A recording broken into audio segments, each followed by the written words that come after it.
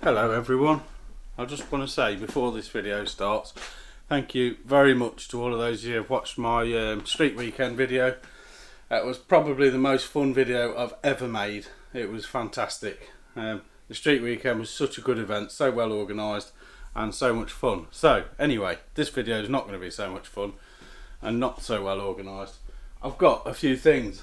I've got a rev counter, because I learnt at Santa Pod last weekend, or whenever it was, weekend before, that I need to know how many RPM my engine's doing before I launch.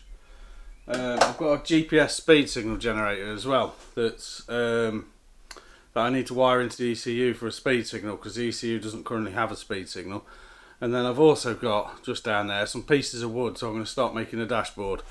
So I think this video is going to be all about wiring in the rev counter and the GPS speed signal, and then we'll have a look at a dashboard at a later date. So thanks very much for watching the street weekend video. If you haven't yet, go and check it out. It was the best weekend I've ever had in a car. So thanks very much, and we'll get stuck in.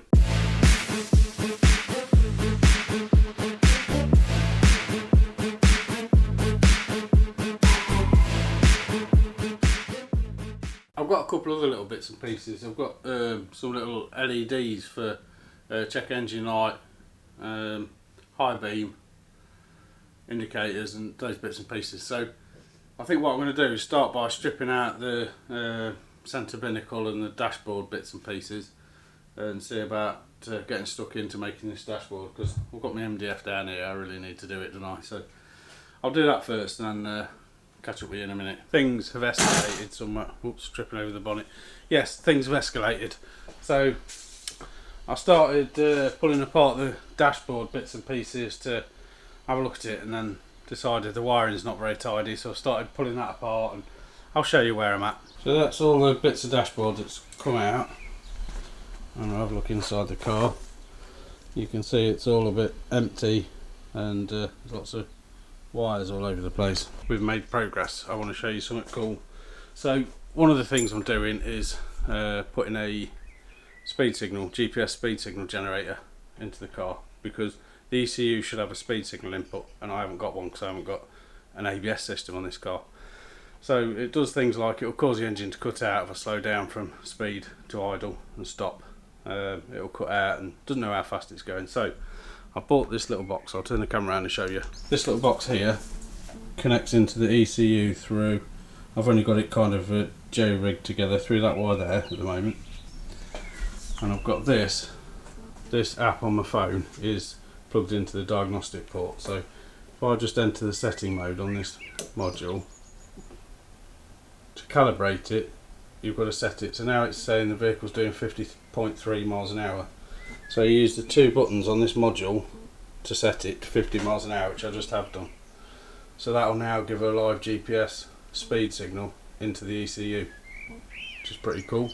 Garage is an absolute mess again. Look at the bright sunshine coming in from out there. That's reflecting right off the car. So garage is a mess. I need to tidy all my stuff up because I've got tools everywhere again. But the dashboard's been quite successful since we last spoke. I shall tidy this lot up and then show you inside the car what I've done and what's what, because I'm quite pleased with it. I think I need to redo the cover again and trim a few more bits inside the car, but I'm pretty happy. It's cool, you can see the camera with my shadow, can't you? Pretty happy how it's turned out. So let me get tidied up and then I'll show you. So the sun's a bit bright, so I'll do my best, but as you can see, we've got the GPS speedo, rev counter. The rev counter's not very good, and then I've put these little lights in for the check engine light, the high beam, oil pressure, and I've just got the one indicator one in there at the moment. I have ordered the second one to put the other side, but at the moment I've got both indicators wired up to that one. So that's it. So let's get inside the car a little bit. So I bought this single DIN stereo, so that screen can actually move up and down. See the single DIN radio underneath with my phone cable in, and then that can slide down. I've got my temperature, fuel and battery voltage because I've got no battery light, and then just over that side I've put a twin USB socket and a 12 volt power socket. and this is all trimmed in kind of a fake leatherette stuff with a little bit of foam behind it to make it feel nice and soft. So it makes the interior of the car look an awful lot more complete, I think, with that dashboard. So that's the dashboard. Tidies the inside of the car up a fair bit. Having the single DIN radio with the CarPlay on is quite nice if you're going somewhere you need maps or whatever. But yeah, that's that bit. I've actually, ever since I put the car together, I've had a bit of a vibration, which I think my drive shaft's a little bit out of balance, but it's been getting significantly worse this last couple of weeks since I did the street weekend. So I'm going to just jack the front end up and have a little look at the driver's side shaft. That's the long shaft. See if there's any excess play in anything or any major problems. So started raining out there.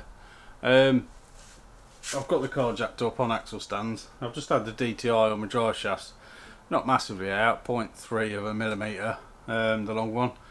The small one between 0.1 and 0.2, couldn't quite get an accurate reading because it's hard to mount the DTI somewhere.